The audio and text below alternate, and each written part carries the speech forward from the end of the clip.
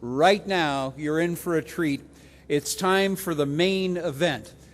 All right, thank you very much.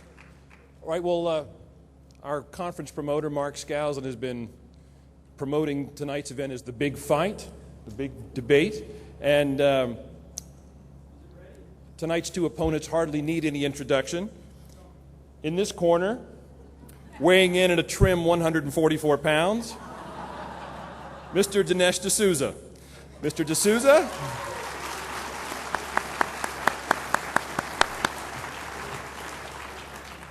is the Robert and Karen Rishwain Fellow at the Hoover Institution at Stanford University and the author of many best-selling books, including What's So Great About Christianity. And in this corner, weighing in at a brawny 172 pounds, is Mr. Christopher Hitchens.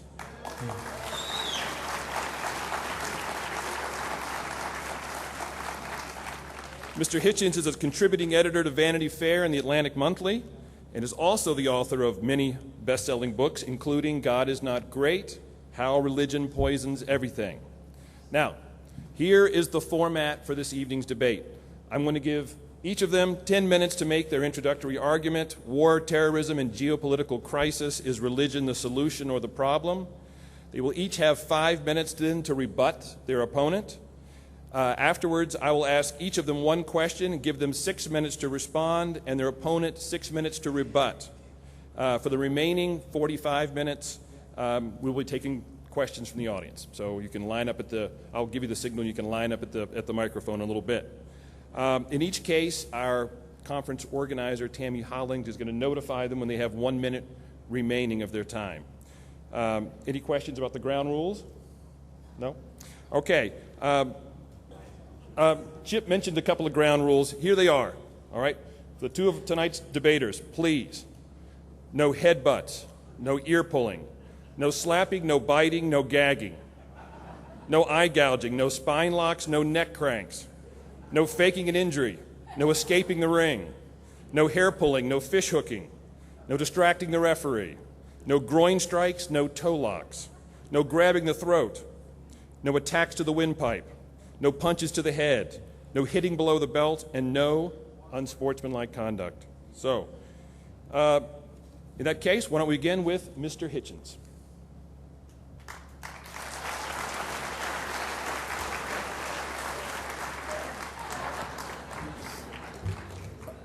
Sorry, I wasn't ready. I thought I was going to go second. Listen, Dinesh and I have been around this block before, as probably some of you already know, and sometimes we discuss and debate whether or not there is a historical truth to religion. In other words, did any of this stuff ever happen? Was a Redeemer ever sent to us? If so, was his mother a virgin? If so, was she immaculately conceived? If so, what took so long? Questions of this kind that are not at all without their importance and their validity. And sometimes we discuss what you might call the metaphysical truth of it. Is there redemption to be had in this way? Is it conceivable as you stand at Las Vegas airport tomorrow, perhaps, and watch people go by and play the game that I play and imagine what kind of primate would they be if they were covered in fur? Would this be an orangutan? Would that be a gorilla? Would that be a mandrill, and so on? And so you can always tell. And then say, yes, but if that one there had made the right propitiations, had gone to the right prayer meetings, had made the right offertories, had sworn to the right oaths, that one would have eternal life, and the others would not. And see if you can make yourself believe any of that for a second. That would be a very good debate. And we've had that debate too, and we expect to have it many times in the future. Today, we're only discussing, and we've only got time to discuss one thing, which is our third and fallback debate. Does this stuff, even if it's all bullshit, even if it's all made up, even if it's all entirely man-invented, does it at least make people behave better? It may not be true. It may indeed be completely false. It may be fabricated, but does it have a moral effect? Does it make people treat each other more kindly? Okay? That goes nowhere near the metaphysical and the moral truth of the matter. In other words, as Lady Bracknell is supposed to have said, I don't care what people do as long as they don't in the street and frighten the horses. And if a good preaching will stop them doing that, then so much the better for preachments. So we look around today's world, and I've got now not very many minutes left, and I'll tell you why I don't think there's any evidence at all, to make us believe that true or false religion is better in times of crisis, war, terrorism, famine, and so forth. And I'll start self-critically, if I may. There was a time when, as a secularist, atheist, socialist, I was not a close friend, but a bit of a friend of Robert Mugabe. He was then the leader of a guerrilla movement in what was then southern Rhodesia, a British-ruled white settler colony in South Central Africa, had been part of the Central African Federation. He was trying to lead a movement to overthrow white settler colonial rule. I was somewhat on his side. I used to go and interview him.